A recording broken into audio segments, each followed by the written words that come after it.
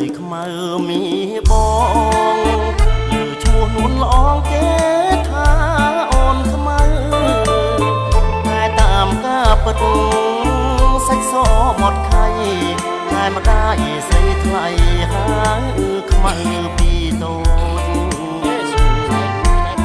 ឆ្នាំថ្មីខ្មៅពេញក្រមុំរូបល្អសែនសមគ្មានស្រីណាដ